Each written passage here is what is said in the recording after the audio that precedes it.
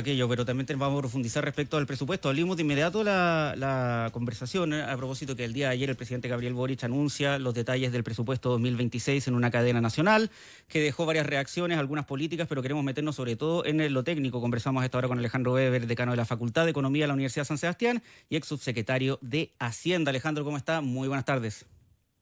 Hola, ¿cómo están? Hola, muchas gracias por la invitación.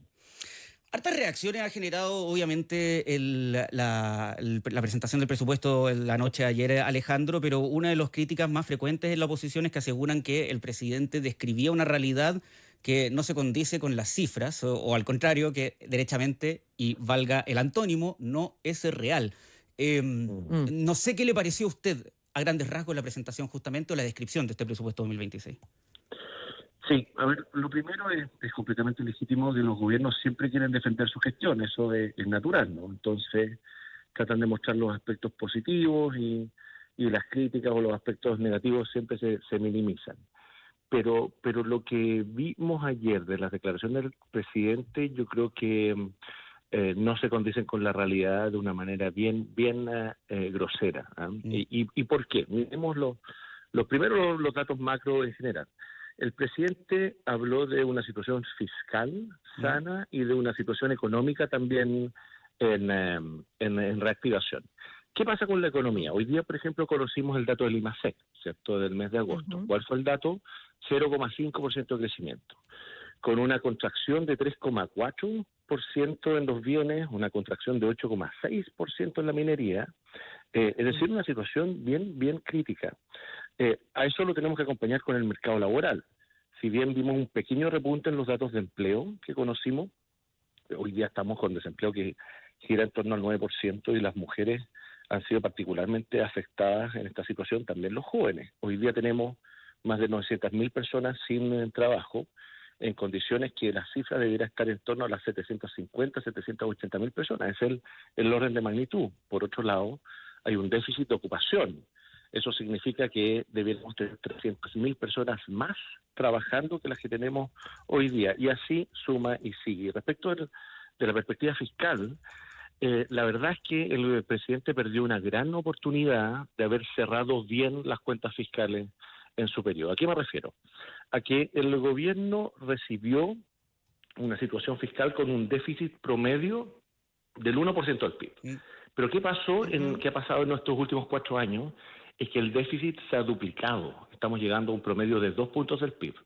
Para profundizar en esa cifra, el año 2024 tuvimos un déficit de 3,3 puntos del PIB, en condiciones que el gobierno se había puesto una meta de 1,9 puntos de déficit. Es decir, hubo un error de cálculo de más de 5.000 millones de dólares. Este año el gobierno fijó una meta de 1,1 puntos del PIB de déficit. Después la cambió a 1,6. Después la volvió a cambiar a 1,8 y hoy día, en el informe de finanzas públicas que acompaña el presupuesto, la volvió a cambiar porque dice que el déficit va a ser 2,2. Pero les tengo otra noticia. Cuando en enero cerremos las cuentas fiscales, va a ser otro resultado, seguramente cerca de 2,5 puntos del PIB negativo. Es decir, la situación de las cuentas fiscales hoy día es muy compleja. Alejandro, la realidad que tú describes es súper preocupante. Ocurre que como son cosas bien técnicas, yo creo que hay un puñado de economistas que las entienden, algún par de periodistas que decimos que las entendemos o que hacemos como que las entendemos y no mucho más que eso. Pero es súper preocupante.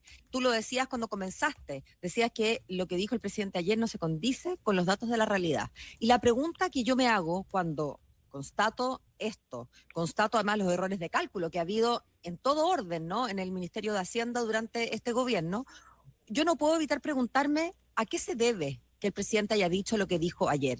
¿Es que no conoce los datos? ¿Es que no los entiende? ¿Es que sí los conoce pero nos pinta distinto por razones electorales?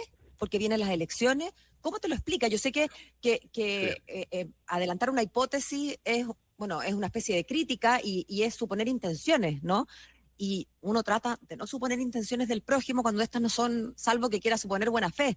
Pero a mí, aquí en este caso me cuesta, o sea, necesito una explicación, una hipótesis para tratar de explicarme a mí y a nuestros auditores por qué un presidente de la República ayer dice datos que no se condicen con la realidad. Sí, a ver, lo primero, lo que dices tú es muy cierto. Estamos en un año electoral, ¿no? Y en el año electoral los gobiernos ponen toda la carne a la parrilla para que el candidato de continuidad tenga mayores posibilidades de ganar. Y por lo tanto, hay que construir un relato que sea atractivo para los votantes. Ahora, ustedes recuerdan que desde el año pasado, más o menos, la ministra Vallejo y el presidente en particular han tratado de instalar un relato de normalización. Eso es lo que ellos han puesto Sí, sobre la claro, mesa, ¿no? Se ha tal cual. normalizado la economía, se ha normalizado la situación La o la calle, crisis la de inseguridad, delincuencia. la calle, etcétera.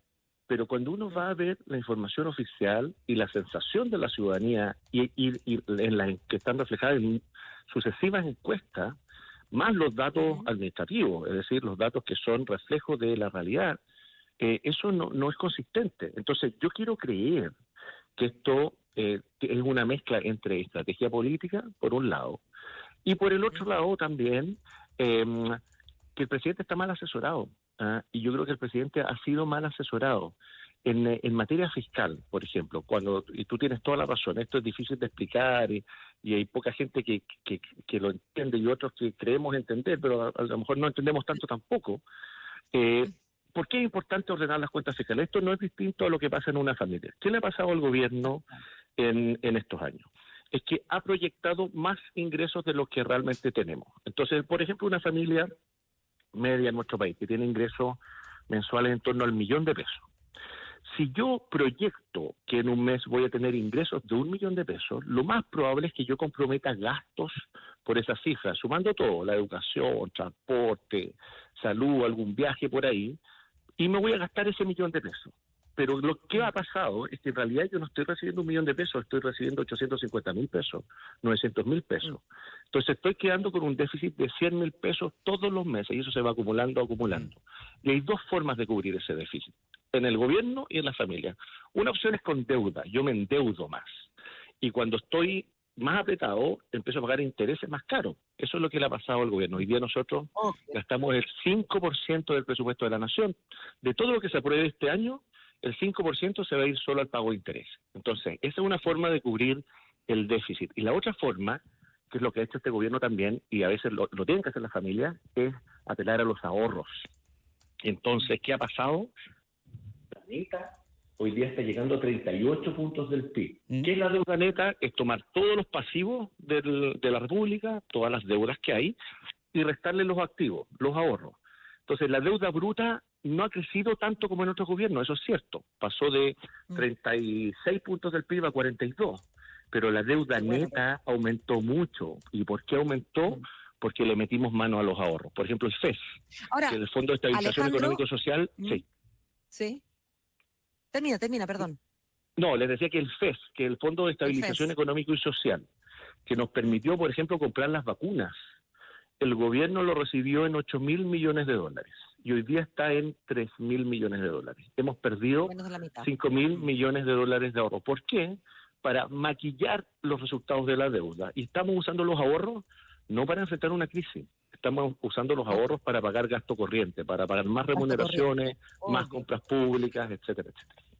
Ahora, Alejandro, el problema que veo yo con la comparación con la familia es que se entiende para efectos pedagógicos, pero la familia es un núcleo permanente. Entonces, lo que no nos gastamos hoy día, bueno, vamos a tener que enfrentar mañana. No tenemos, digamos, un incentivo para dejar la escoba para la Paola del futuro, porque voy a ser yo misma. Mientras que acá, como los gobiernos cambian cada 4 años, hay un incentivo medio perversillo, ¿no? Porque, claro, es verdad que el Estado es permanente, pero el gobierno no es permanente. Y entonces, claro, yo aumento la deuda al 38%, me deshago de mis ahorros, total.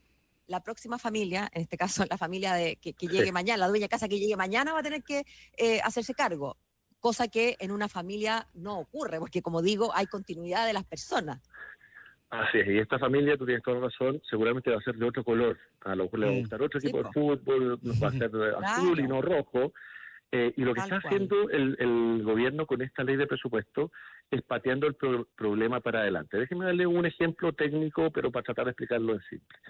Todos los gobiernos, sin excepción, dejaron gastos de libre disponibilidad para el próximo gobierno, ¿cierto? Y la glosa republicana, le llamamos. Claro. Exactamente. Se llama glosa republicana, pero en rigor son dos componentes distintos. Uno es la llamada glosa republicana, que es un cheque que ha sido más o menos de 0,7% del presupuesto. Por ejemplo, el cheque que dejó el presidente Piñera al presidente Boric fue por un monto cercano a los 450 millones de dólares. Y le dijo, mire, ahí tiene ese cheque, gástelo en lo que quiera, no va a estar asignado a nada. Y además, todos los gobiernos dejan un componente que se llama de reasignación, que es poder mover plata de un lado a otro sin tener que pasar por el Congreso. ¿Qué es lo que está haciendo el gobierno en este presupuesto? Eliminó ese cheque. Por lo tanto, el gobierno que entre ya no va a tener ninguna plata de libre disposición. Solo lo único que va a tener es la facultad de reasignar. Pero el problema de la reasignación es que esa plata ya está comprometida para un gasto determinado. Por ejemplo, para salud, para educación, para vivienda o lo que sea. Y el próximo gobierno va a tener que hacer la pega de recortar parte de esa plata y traspasarla a sus prioridades. Entonces, el gobierno del presidente Boric está pateando el problema fiscal para adelante. Y otro elemento técnico que es importante también transmitir. Siempre se discute cuánto es el presupuesto de la nación, cuánto deberá crecer. Bueno, ese numerito, el 1,7% que ha dicho el gobierno, no es un número arbitrario, es un número que es el producto, el resultado de ver cuántos ingresos yo voy a tener. Entonces yo proyecto los ingresos y lo comparo con la meta de balance estructural que tengo, que en este caso es de 1,1 punto del PIB negativo, y eso me va a dar un número que es lo que puede crecer el presupuesto. Al gobierno le dio 1,7, pero ese número está mal calculado. ¿Por qué está mal calculado? Porque el gobierno vuelve a sobreestimar los ingresos y subestima los gastos. ¿Cuál es el número que ya es costumbre? Y el error es siempre para el mismo lado. Si ese es el problema. Estadísticamente uno se puede equivocar siempre, sí, pero los errores se distribuyen normalmente. Los errores se van para un lado y para el otro. ¿Cuánto debió haber crecido este presupuesto? 0,2%. Y el gobierno lo está haciendo crecer 1,7%. ¿Qué es lo que va a hacer eso? Va a profundizar el déficit fiscal. Y por lo tanto, el próximo gobierno, cualquiera sea, no solo va a tener que recortar plata, va a tener que hacer magia para implementar su gobierno, también va a tener que enfrentar un mayor déficit fiscal. ¿Y cuál es la consecuencia de eso para el país? Primero, que si superamos el nivel de deuda prudente, que es 45%, nos vamos a endeudar más caro. El 45% es porque es el nivel tope que nos permite tener la deuda más barata posible. Si superamos ese nivel, vamos a gastar más plata en intereses de la deuda. Lo segundo es que vamos a tener menos plata para enfrentar emergencia. Sin los ahorros que tenía el Estado no hubiésemos podido enfrentar la pandemia. Esa es una realidad. Y tercero, vamos a seguir gastando plata en cuestiones que no son prioritarias para la gente. Déjenme darle un solo dato latero último. El año 2023 se retiraron todos los estímulos transitorios de la pandemia. Bien, pero ¿qué es lo que hizo el presidente Boric? Lamentablemente, aumentó el gasto permanente en un 10%. ¿Cuánto es un 10% para el presupuesto de la nación? 8.000 millones de dólares más. Y esos 8.000 millones se quedaron pegados. Por lo tanto, hoy día estamos gastando la plata en remuneraciones y en compras públicas y no en vivienda, no en reducir las listas de espera, no en las cuestiones prioritarias para los chilenos. Esa es la realidad. Alejandro, pero por último, y quiero volver a algo que estábamos tratando de explicar antes. ¿A qué atribuye entonces usted todo esto? ¿Es mera negligencia? ¿Es no conocer los datos? Porque uno no quiere creer que esto se hace ni de maldad, ni tampoco por el gusto de mentir, ¿no? Sino que tiene que haber algún error en alguna parte. ¿A qué lo atribuye? Es difícil buscar atribuciones, uno trata de pensar siempre en la buena voluntad, uno trata de pensar que, pues, independiente de los colores políticos, cada coalición busca lo mejor para el país y tienen medios distintos para alcanzar un objetivo general, pero la fuerza de los hechos y la evidencia nos muestra que la gestión ha sido deficiente. El gasto se ha disparado, la deuda se ha disparado, no hay confianza. Y uno de los atributos que tenía la política fiscal en nuestro país es que nadie dudaba jamás en el Congreso de los números que presentaba el ministro de Hacienda. Nadie.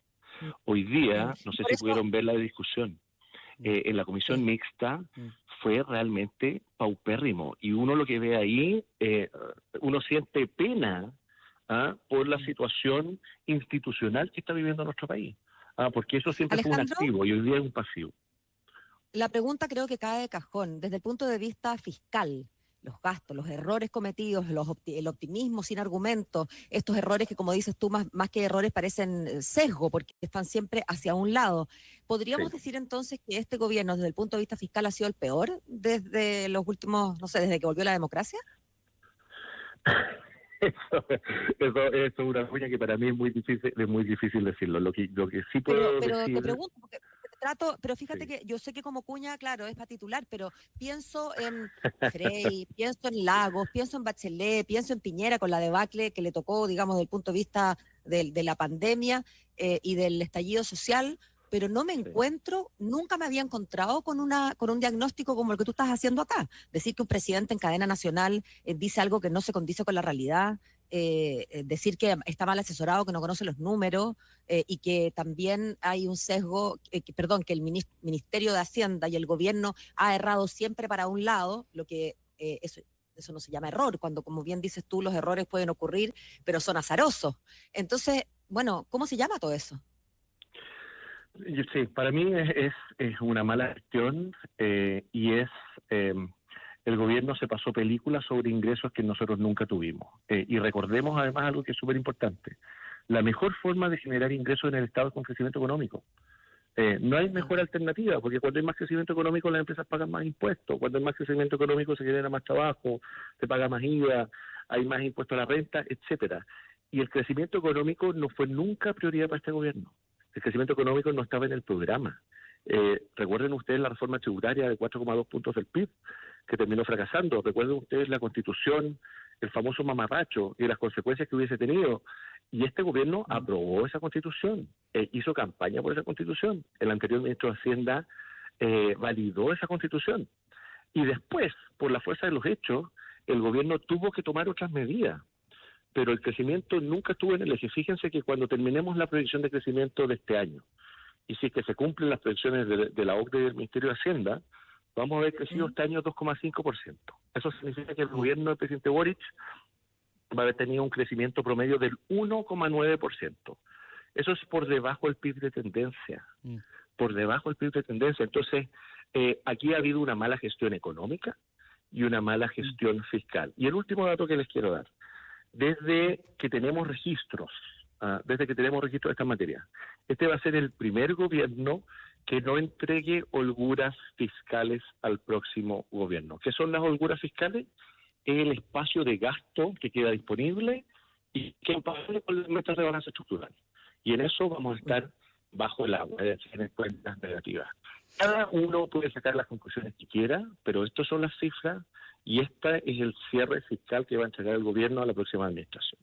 Alejandro Weber, ex subsecretario de Hacienda, también decano de la Facultad de Economía de la Universidad de San Sebastián. Te queremos agradecer muchísimo estos minutos para conversar aquí con Radio Infinita. Hasta la próxima.